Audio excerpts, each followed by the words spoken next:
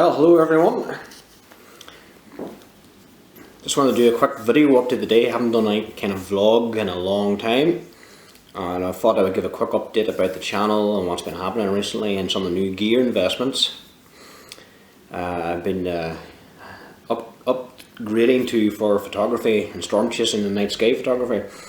For those of you who are wondering, I know a lot of people out there are big fans of my ship videos. I know a lot of you really enjoy that. You send me a lot of messages and some great comments on the videos.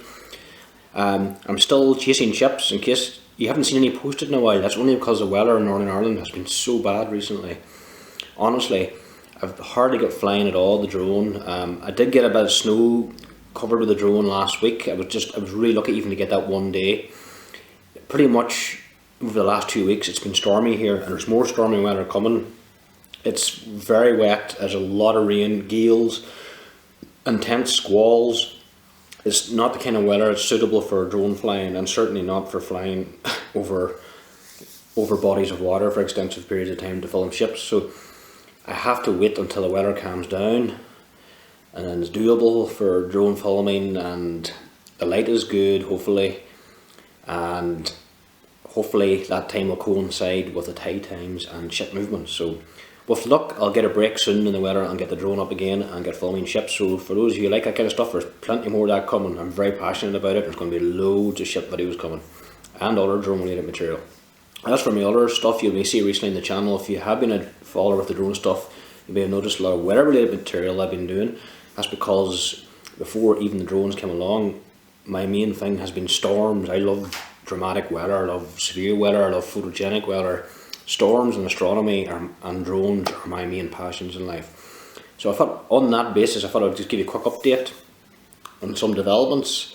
I've got a new camera near Christmas time. I'm filming at the minute. For those of you who don't know what I'm shooting with before, I'm recording this video on my Canon 600D. That's been my main camera for years. I love this camera, it's brilliant. At the moment I'm shooting with a 600D and a 10mm Samyang f2.8 lens. That has been my go-to lens for shooting the night sky and wide angle storm scenes. I love that combination. I think the Samyang 10mm f2.8 is a superb lens for a crop sensor camera. But I've been shooting with crop sensors for years. I've been shooting with crop sensors as long as I had DSLRs, and decided I needed to upgrade to a full frame camera, something which is long overdue. So that has happened. I've now upgraded to the Canon 5D Mark IV, which is here. This is a superb full frame camera. Sorry the light isn't great in here. Probably should turn on the light. 1 second.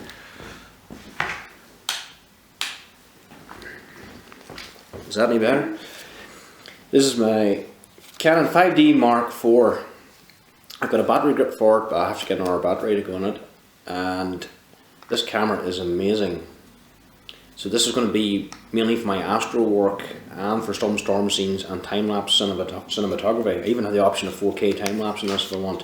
Superb video on this camera too, which will come in really handy for storm chasing. But I found out when I got it, I had several lenses that were supposed to be compatible with this camera, and they technically are, but I found that the results through them are absolutely rubbish. On a crop sensor, my 50mm f1.8 lens is excellent. It's a very nice lens. On this camera it's very poor. Terrible vignetting and coma and astigmatism. It's really bad. It's got to the point where I have to just crop into the center of the image, get any kind of usable results. I need a better 50mm lens, so I couldn't really use that lens. I have a 24 to 70mm f2.8, which is a very good lens. Again, it's great in the crop sensor.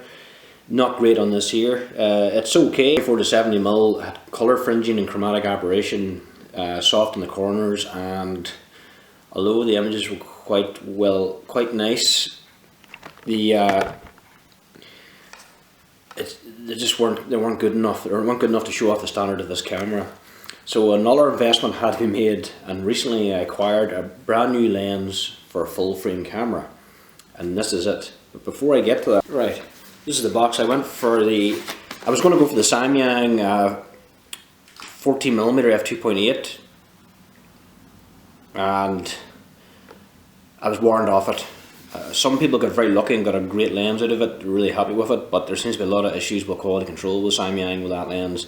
Many people are having serious issues with it, with very bad chroma, not sharp at all. So it's just a lot of issues, so I've been warned off it, so I didn't go for it, which is a pity because it's a really nice price range. I wanted to go for a more expensive lens, somewhere around the Tamron kind of level, but it's too expensive for me at the minute. But I did find about a new lens during my research. A new company actually within the last few years come out called Irix. This is the box. A new company called Irix. Here, this is the box that came in. They do a 15mm f2.4 lens. It's got a lot of great reviews, so I made an investment in it. It's £530, pretty steep price, but still considered a budget lens when it comes to full frame optics. But anyway, it came in this really cool, I've never seen anything like this before with camera gear. It came in this really cool tin.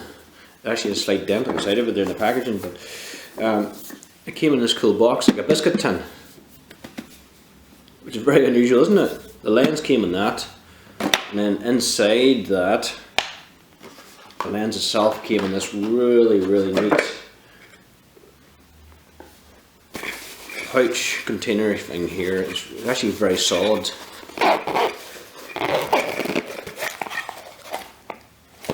For protecting the lens. It's really nice. Very well presented. It's very well packaged. The marketing, the visuals on it is fantastic. Just look at that there. It is a big lens. I'll set that over to the side and I'll show you the actual lens itself. So this is the lens on the 5D. Take the cover off. That's the lens hood.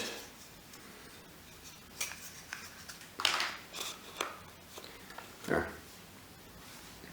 By the way, this video camera is a manual focus, not autofocus, so this may not be in focus properly. So it's quite a big lens. What I like about it is it comes with a lens hood, yeah, and the lens hood itself has a slot in it for those who do landscape photography. You can open and close the slot and control your filters through there.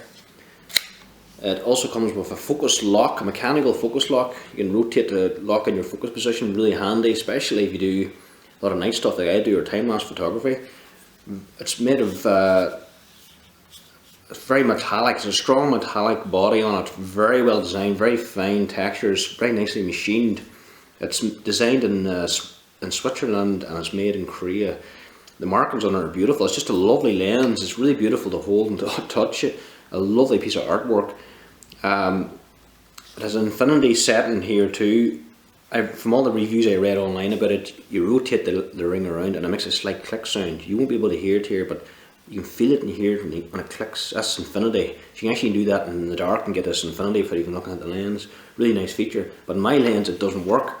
The infinity, when I put it in infinity focus, the stars are not in focus. But I did find if I continue on in focus travel and put it to f11, the lens is at infinity and the stars are pretty good sharp. So I've only got a chance to use this in one night due to bad weather again. From the quick test I did, the lens looks good. It's very sharp across the entire field of view, even wide open. Even though it's an f2.4 lens, I shot it down to f2.8. I'm impressed with the sharpness. I was getting some chroma and astigmatism in the corners, but not bad considering it's a wide angle lens and a full frame camera. It's very hard to get rid of that with a lot of lenses. Vignetting very strong, but again not entirely unexpected. So I need to get out in another night and get a proper test on this baby and see what it's really like and learn its strengths and weaknesses. But so far very good sharpness, I'm impressed. But f2.4, having that fast light collecting ability, very good for me for even taking video of low light storm scenes when I need that extra light grasp, even for shooting short exposures for, like, maybe for example the aurora.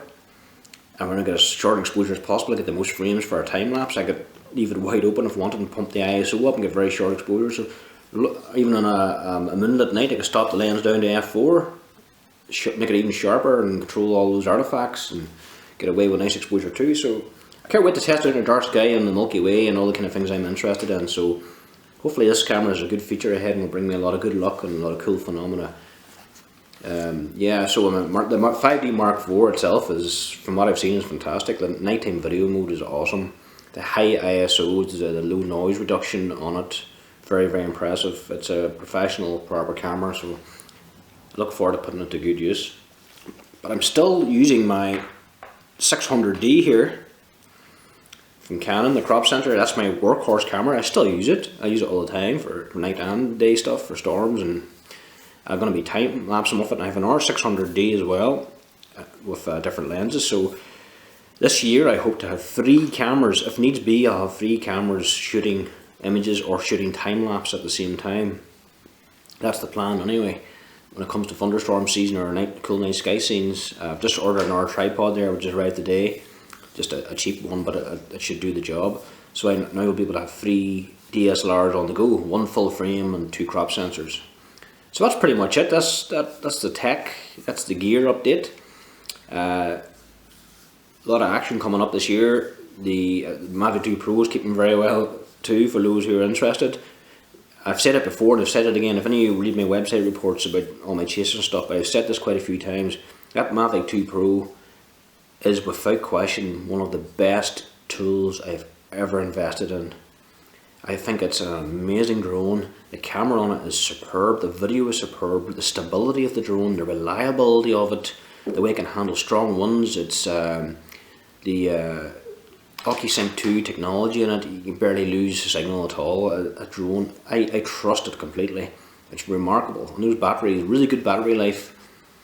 Many a time I come back from a long range flight over the sea and thinking I'm getting a bit close here, I need to bring this back, and I'll end up having like 43% battery left. I could have flown on for ages. It just staggers me how good it is, and that's even in winter time. In summertime it's even longer with the heat. The battery's far better. So very impressive. I may buy a new battery at some stage in the future because I'm using up a lot. I'm using these batteries a lot. But anyway, Mavic 2 Pro, superb drone. Anyone who wants to upgrade a cool drone, it's compact and reliable with excellent camera on it, Mavic 2 Pro is the way to go. If something happened to mine tomorrow, God forbid, I would replace it as soon as I could back to that same drone. It's brilliant. It's proven itself to me time and time again. And the panorama is wow. High resolution is just outstanding. So anyway, there'll be plenty more ship videos coming in the future, a lot more drone footage. There'll be storm chasing, snow chasing hopefully, thunderstorm season coming up in spring. Been a lot of time lapses. I hope to do more vlogging. Please bear with me. I know I've been talking a long time in this video. I know it's a long update, but I'm just putting this on the channel. I'm gonna just give you like just an idea of what's going on and a new start to 2020. I hope to try and do some more vlogging and be more interactive with some of these videos. I can't really do it all the time with the ship videos. It's just there's too much going on, too much to deal with to think about that unless I have someone else doing it with me. But for the storm videos and time-lapse shoots and maybe some of the night shoots, me and my mates were talking about trying to do more behind-the-scenes stuff. Even just recording us out, setting the cameras up and talking about what we're doing and showing the kit we have, or shooting time-lapse, showing what way we're setting the, intervalometer in, what kind of settings we're using, and us standing there with the tripods with the sky, get that sort of connection, see how we do things. So if we get time and an opportunity comes along, I'd like to do more of that to show you what the kind of stuff we do. And also it's good for capturing the memories too. So yeah, lots going on. New observatory open in Dava Forest as well, a dark sky observatory. It's a new astro attraction. It's been on the go for 10 years and it's going to be opening officially this April. I've been fortunate enough to play some small role in part of that, and I look forward to see it opening officially very soon, and I hope to get some images and time lapse of it when that happens too, to document this rare event, and which is historical for these parts and much needed. So there's lots going on. But tonight, well, thanks for watching, thanks for putting up all this me slabbering here, but thanks for subscribing to my channel. If you enjoy weather videos, thunderstorms, snow scenes, drone footage, ships, all that kind of stuff I do, then please subscribe and stay with me. And if you're new, I hope you enjoy my content. So thank you all for taking time out to watch this video and all my videos, which I really appreciate, and for all the nice comments. I read them all and I try my best to reply, but I do read them all and I appreciate it. So thanks for your support. Right, It's a Saturday night. We had thunder and lightning earlier. We had hailstones. The day before I had thunder snow. Earlier in the week, distant lightning. I heard thunder at the coast where we're shooting big waves around there. So this has been the most convectively active late winter I've ever experienced since 2010. When you factor in the bigger picture, not just personally what I have experienced, I can't believe I'm actually hearing thunder in February. This is not really a common thing in this country, but I've heard thunder, close range thunder and distant thunder, and I've seen flashes of lightning. We've got hailstones, we've got snow, we've got thunder snow, we've got severe squalls. I encountered a severe squall in Gortmore Viewing Point last week out chasing with Roisin. Unbelievable. The video doesn't do it justice because there's nothing up there to show the wind. There's no trees or anything, it's just barren mountains. So hard to video, but that cell come in over Loch Foyle with a huge curtain of hailstones the entire length of the loch. It hit us and it must have been blasting at least 70 miles an hour, maybe more. I would only go as far as say 80 miles an hour without any exaggeration, because once it hit full force, that outflow, that downdraft was shaking our van so much. Roisin was actually getting a bit frightened, and it was actually rocking side to side, and I had to reverse and minimise the resistance by putting the small surface area of the van into the wind, and then I was actually holding on to the handbrake and my foot on the brake itself, trying to stop it shaking and moving, and I had the window down and I was filming with my DSLR, trying to film video at the same time. I'm telling you, that van was shaking big, and we half jokingly thought the thing was going to tip over, but that was severe. That was a proper downdraft. That was severe. That was a proper outflow downdraft. Outflow event from a very strongly sheared cell. So that was quite exciting. It'd be nice to get something again in the summertime. It's weird, our pattern recently this whole winter is a dream scenario for summer thunderstorms for us. Usually every summer we get low to moderate to sometimes high cape, but we suffer from a lack of wind shear during those summer months. It doesn't happen too often. When it does, it's rare. Most of the time you get the good cape, you get the solar heating, the humidity, and then there's no wind shear at all, so you get these popcorn storms. They go up, there's no shear to make the tires lean over, they can't vent the precip ahead and breathe in longer and live longer, sustain themselves.